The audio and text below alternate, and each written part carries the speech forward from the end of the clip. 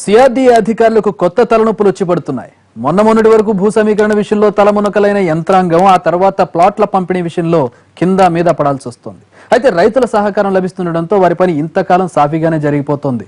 రాజధాని ప్రాంత రైతులు ఆశించిన వేగంగా పనులు జరుపుకున్న ప్రభుత్వం మీద ఉన్న నమ్మకంతో రైతులు పెద్దగా అభ్యంతరాలు చెప్పకపోవడంతో అధికారులకు పెద్దగా నొప్పి తెలియలేదు. అయితే ఇప్పుడు కొన్ని రైతు కుటుంబాలు ఇస్తున్న ట్విస్టులతో వారు తలలు పట్టుకోవాల్సి వస్తోందట. రాజధాని ప్రాంత రైతుల ఇళ్లలోని ఇంటి తగాదాలు సిఆర్డీఏ అధికారులకు ఇబ్బందిగా మారుతున్నాయి. తాజాగా వెలగపూడి సచివాలయం నిర్మాణంలో సరిగ్గా ఇలాంటి ఘటనే ఒకటి జరిగింది. వెలగపూడిలో ప్రభుత్వం నిర్మిస్తున్న తాత్కాలిక సచివాలయంలో మొత్తం 5 బ్లాకులతో పాటు అసెంబ్లీ భవనాన్ని కూడా నిర్మిస్తున్నారు. దీనికి సంబంధించిన పనులు వేగంగా జరుగుతున్నాయి. వెలగపూడిలో తాత్కాలిక సచివాలయ నిర్మాణ పనులు చాలా వరకు పూర్తి కాగా సీఎం బ్లాక్ సంబంధించిన నిర్మాణ పనులు ఇంకా జరుగుతూనే ఉన్నాయి.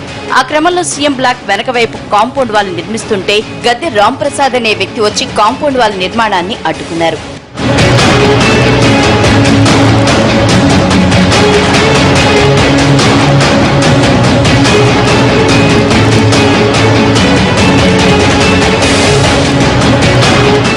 ఆ భూమి తనకు చెందిందని కాబట్టి అక్కడ నిర్మాణం చేపట్టవద్దని అడ్డం పడ్డారు.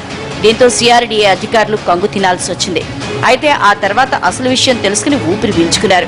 సిఆర్డీఏ అధికారుల వద్దున్న సమాచారం ప్రకారం సదరు స్థలం ఆ వ్యక్తి తల్లి గద్దె లలిత కుమారి పేరుతో ఉంది. ఆ స్థలం విషయమై ఇప్పుడు వారి మధ్య వివాదం తలెత్తింది. తమ పొలాన్ని ల్యాండ్ పుల్లింగ్ లో రాజధానికి ఇస్తున్నట్లు ఓవైపు తల్లి, మరోవైపు కుమారుడు ఇద్దరూ అప్పట్లోనే అంగీకార పత్రాలు సమర్పించారు. అయితే పొలం తల్లి పేరు మీద ఉండటంతో కౌలు చెక్కులు తల్లికే ఇస్తున్నారు. దీంతో కౌలు చెక్కులు తనకు ఇవ్వడం లేదు కాబట్టి ఆ స్థలం తన ఆధీనంలో ఉందని నిర్మాణం చేపట్టడం కుదరదంటూ గొడవ చేశారు. ఈ గందరగోళంతో కాంపౌండ్ వాల్ నిర్మాణాన్ని కూడా ఓ రోజు పాటు నిలిపేశారు సిఆర్డీఏ అధికారులు.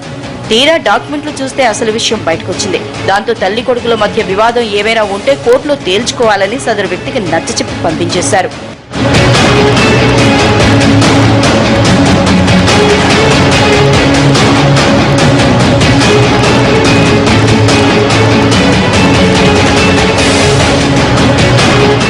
ఈ వ్యవహారం బయటకొచ్చింది కానీ ఈ తరహా అన్నదమ్ముల వివాదాలు, కుటుంబ తగాదాలు వంటివి చాలానే జరుగుతున్నట్లు కనిపిస్తోంది. ఇలాంటి కుటుంబ తగాదాలు సిఆర్డీఏకు తలనొప్పిగా మారుతున్నాయంటున్నారు. భూములకు సంబంధించిన వ్యవహారాలు చూడటం, రైతులతో చర్చించటం, వారికి ప్రభుత్వ విధానాలు అర్థమయ్యేలా చెప్పటం వంటివైతే చేస్తాం కానీ ఇళ్లలో గొడవల్ని కూడా ఎలా పరిష్కరించాలా దేవుడా అనుకుంటున్నారు అధికారులు. పోను ఈ తరహా వివాదాలు మరింత పెరిగే అవకాశాలు లేకపోలేదనే ఆందోళన సిఆర్డీఏ అధికారులలో వ్యక్తమవుతోంది.